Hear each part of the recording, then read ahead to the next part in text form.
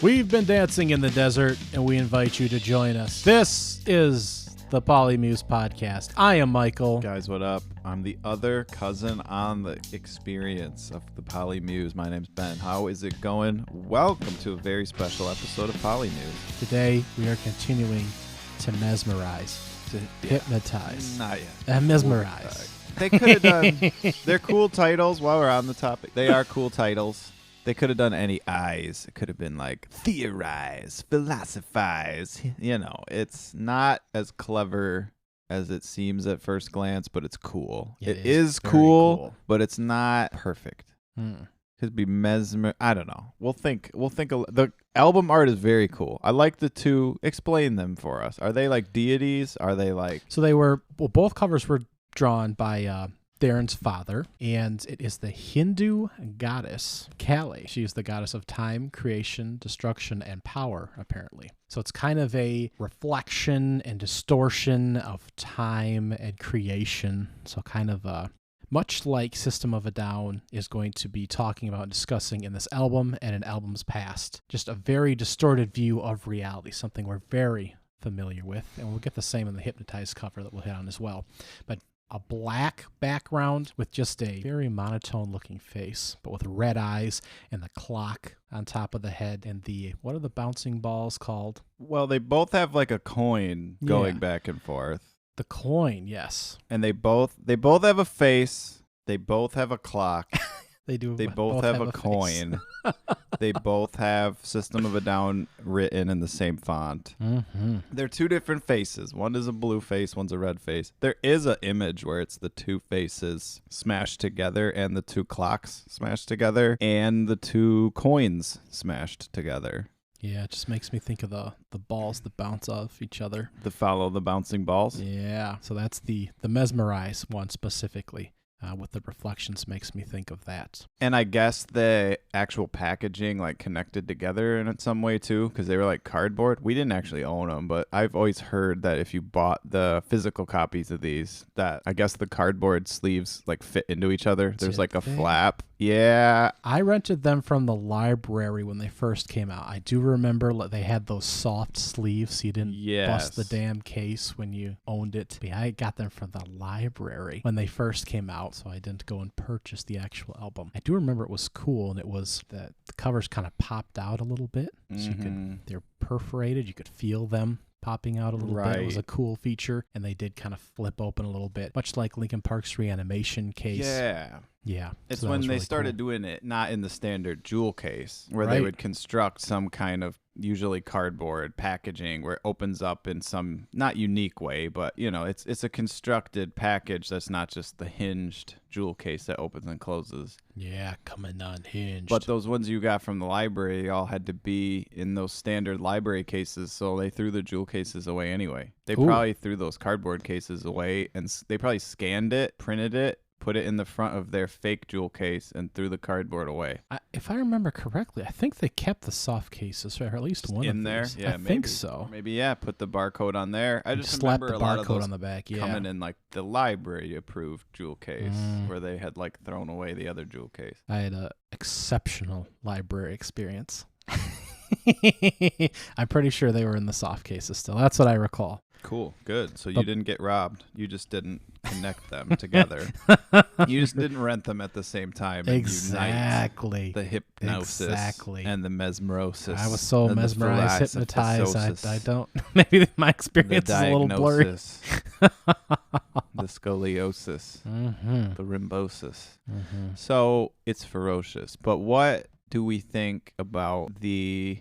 Bring your own bananas? Yeah, bring your own bananas. B.Y.O.B. Bring your own bombs. As in, don't send other people to war. Like, do your war as if the president's really going to go to war. But it's a protest song. This is a great song. This is a terrifically produced, perfect pop metal song. Let's start there before we dive into the whole message of it. Terrific pop song, terrific rock song. You generally don't like pop metal. I like this. It's when it's done very well, I do. When it's equal parts pop metal. I don't like emo anything. I don't like it if it's like sappy. But if it's like catchy and to the point, The sing-along part of this, the chorus, is awesome. I Yes. remember it being compared. This was still, like, Britney Spears and all that stuff was still very relevant, I feel like, at this time. Oh, it was. Like yeah. Justin Timberlake. And not that they're not relevant now, but they were, like, contemporary. And I remember them comparing, like, them being the critics or whoever. I remember the chorus of B.Y.O.B.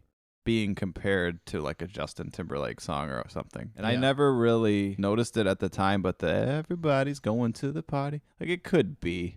That was huge. It could be like a Justin Timberlake song or a Justin Bieber song, but I never interpreted it that way. I never took it as like, oh, we're going to the club, I always knew they were talking about something On a serious note. deeper. Well, it's what it is, but it's a deeper point to it. It's not just about the party. So Yeah. I never interpreted it as, it didn't sound pop to me. It sounds blistering, and it sounds punk rock, and it sounds exciting and dangerous and concise. Yeah. Well, of course, the intro, why do they always send the poor? And that's repeated again throughout the song as well, referring to why do we always send. It can be interpreted as, of course, the innocent, or, of course, the poor literally, to war, to enroll into the military, go to fight for battles that politicians make. That's always been a common message from System of a Down. Why are people that don't decide to make decisions to battle, the ones that aren't going to battle, or sending other folks in their stead, of course. And who are you to direct the affairs of... Yeah, it's definitely an anti-war, anti-government, anti-fascism, anti-being told what to do. We should talk about the point. It goes back and forth, right? Between the party part and the, like, craziest, like, even in the video, you've got... They go back and it's basically like a fascist rally. Like, they're very blatant with the red and black imagery, the certain symbols, stars and crosses and weird different imagery.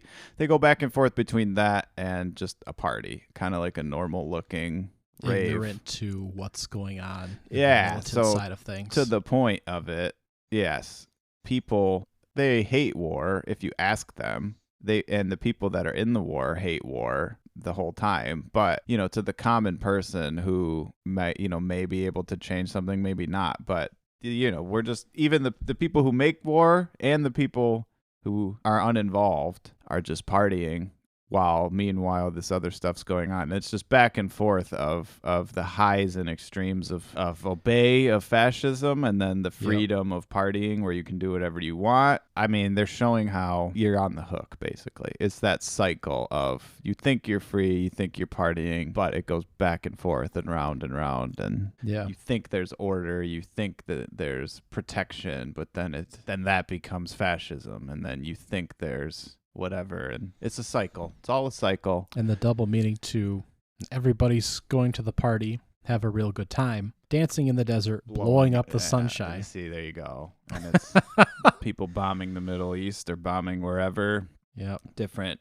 bigger countries bombing smaller countries to keep them in check, or to keep resources or land or governments, in check, or doing what they want them to do, or to intimidate them, whatever it is. It's always about something that has nothing to do. Maybe the party people are good. What's wrong with that, right? Solid I mean, you should people. be able to be. You got to fight for your right to party, is what I'm telling you. Perhaps it's, they're saying that those people are ignorant. But, Garden of Eden type, we want to be ignorant and free and have no, if there were no troubles in the world, you would be just partying and free. But you got to juxtapose it with the hard, cold, boots on the ground, marching reality. Although it's not reality, because all of the whatever soldier, like creepy soldier guys, they're all wearing like VR helmets. Yep. And they say like different things on them, and they're hypnotizing, they're mesmerizing, they're hypnotizing, they're philosophizing, they're theorizing. But where the fuck are they're you? Hypothesizing. I want mesmerize, hypnotize, and then hypothesize is like the demos, like hypothetical ones that didn't make it, and then strategize, where it's like the remixes. Ooh, that'd be cool. Jazzercise, where it's like the remixes where they get like a quartet to terrorize. I bet there's already a metal album called Terrorize, probably, or a band, or several. We do have nice solid vocals here. We have a nice screaming kind of bridge here towards the end from Darren that ends up kind of closing out the whole piece. And that's a good use of Darren because they Yeah. both do something different. That's the thing. Put them both on there, but have them do two different things. Some of these tracks, they put them both, and they're just both singing lead. Like, Right. This is great because he comes out of nowhere. He does the, like, bridge, the alternate part. Like, that's how you do it. Exactly. You get him to do two different things. So what do you grade this song? Well, let's let it rip here with the B.Y.O.B. Good. Okay. Rip all them. right. Let's rip them. I got it playing in my head all day, so. These folks have it playing in their head all day in the future after we play this. I heard this on the radio the other day twice in the same week. Really? And it still slays. It's on the local, metal alternative. They play like Five Finger Death Punch, and it's that style. So it's not like it was on the mainstream channel, but it's like the mainstream metal channel still plays this 20 years later. So here we go. B.Y.O.B. 20. Has it been that long? Not quite. Yeah. 17? Almost. Yeah. Here we go. B.Y.O.B. Go to System song. If you're trying to remind someone about System, how did they sound? What did they sound like? What kind of stuff did they do? What kind of riffs did they do? Play them B.Y.O.B. It's emblematic. It is their sound. It is their song. Even maybe more than Chop Suey. Time will tell. Obviously, Chop Suey was their, like, standout among standout. Like, if you know one song, this is the one you know. Honestly, this song might beat out Chop Suey for System of a Down spot in the all-time metal time capsule. Ariel's, this, Chop Suey, maybe one or two more would be in the running. It's in the running. Yeah. And it might still be Chop Suey, but I feel like there's a whole generation of people that this is the song. Like, this is just as good, if not bigger to them than Chop Suey. Agreed. Whoever didn't grow up with Toxicity, anyone after that, looking back on it, I think this might be the one. Yeah, I agree with you. Both vocalists, again, we've got real writing in the lyrics. We always like real writing, real words. When they write lyrics. Yeah, no System doesn't usually have a bullshit. problem with that, but yeah. Yeah. That's terrific. The different parts, the way they use the different voices, it's just a juxtaposition, but it works. It's like the title track from Toxicity where it's just got those two different sections. Very Beatle-esque. The Beatles are famous for John would write half a song, Paul would write half a song, smash them together. That's the song. Figure out transitions in the middle. That's the real art, is how they band-aid them together and make it into a full piece of music. And this song, the title track from Toxicity, a few more really feel that way. They really feel like a Beatles kind of composition like that. And obviously, I mean, that comes from Serge and Darren together, not Darren show, do whatever you want. It's obviously the two together cooperating on these kinds of ones. I mean, there's no other way that this could have been. That has to have been the two boys, two front guys, the two front together, right, taking up the space there. They got in trouble for this song. They played it live on SNL. SNL made them promise not to do the expletive outro. And how many times did they end up dropping that word? More than once. There's quite a few. Times. If you look at the lyric sheet, there are several. It's quite the outro. I'm sure they told them, like, hey, just cut the outro, just don't do it, and just end the song. And they're like, okay. But what? I think they definitely got banned from SNL, if not, like, network TV. So they were going to put them on I remember watching this performance, actually. So you saw it live. Yes, they were going to put them on a 5-second delay, and they managed to catch some of them. But yeah, some got out, and then at the very end, he definitely got out of Fuck Yeah, the very last one. So yeah, they got blacklisted from Saturday Night Live. I mean, they told them don't do it. They did it anyway. That's how punk rock is. It reminds me, there's a quick story of Green Day. They were on an Australian TV show, and they were being interviewed. They went and stole instruments from the house band and played, like, their most obscene song. Like, they weren't supposed to play. Yeah. They were just supposed to answer questions. But they got banned from Australian TV, period, for life. So there's a few of these little incidents. If your band doesn't have a System of a Down getting banned from SNL for saying the F word, or a Green Day getting banned from Australian TV for stealing instruments and playing a song that was unrehearsed, it's cool when bands can do that. There's a lot of stories of Nirvana like that, where they mess with, like, they're on some big show and they do something goofy, or they play the wrong song. Or I love it when bands can just play with that aspect of culture and be on the big stage, but be that rebellion. Like, here, take the mic. You're the big star. Don't drop it. And then like, oh, I'm totally gonna ruin this on purpose. I can appreciate that just from a upheaval perspective, just craziness. Yeah. And again, this time almost 20 years ago, I think it's standard to have a little bit of delay now on live television because of a number of events like that. Well, yeah. We don't get it just live anymore. But yeah, it was. They must not have been able to dump them. Yeah, I mean, they should have had a delay or a dump button, but because SNL's not live. Although there have been a few incidents, even just on SNL over the years, right. They've done something X-rated, or someone did something completely unexpected that they didn't rehearse, or yeah. I mean, there was a time when live was live. There was a time when live was live, and then there's who knows anymore. You'd think even at the time they must have ran it live. It must have only played once, like obviously that because they can cut it after the fact. Right. But why even let it play live? It must have been better than just dumping to like a blue screen or something. I guess they must have been like, he said it, we'll pay the fine, but whatever. Ruh-roh. I don't know, man. You'd think they would have more control than that to not.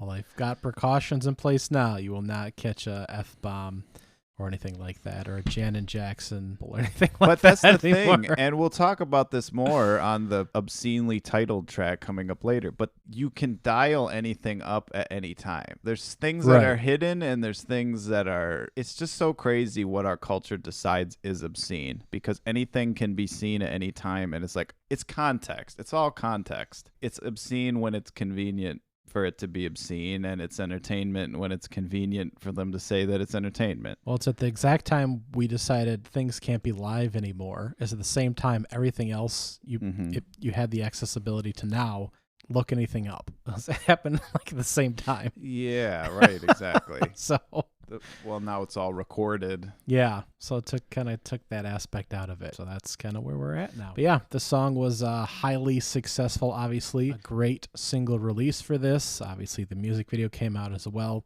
They were able to perform at several award shows. I believe this one... Oh, they allowed them? Yes. After Lorne Michaels blacklisted them for... Yeah, I'm not sure where exactly... Obscenity on his obscene comedy program. Yeah, I'm not sure exactly where this slated in as far as performances, where the Before Saturday or Night Live. after the F-bomb. Yeah. Who knows? They had a few awful performances towards the end there, like bad on award show. It's intentional. Oh. Like just to cause some upheaval. Like, we're here, we will perform. They had some not great showings. I'm sure there were shows where they just didn't care, where they were just, they knew the audience was messed up enough, and they were messed up enough that it was just like, we're just going to get out there. And they weren't thinking like, this needs to be perfect for YouTube 20 years later. Yeah, so it was the 48th Grammy Awards in 2006 for the B.Y.O.B. And I believe their live performance of the song there was pretty garbage, if I remember. It's hit or miss. There's eras. I'm sure it's like year by year where it's like, oh, they were good that year. They were sloppy that year. They were tight that year. Well, and they might have been... Again, it didn't come out to over a decade later how difficult the circumstances were there, but it's possible that they were about ready to break up at that point. But thank God we got an S-tier song out of the boys. Easy S. Easy S. No way I would leave this off. Easy slammer here, baby. Double. Easy S. Very easy. Emblematic song. Iconic song. You think System, you think this song.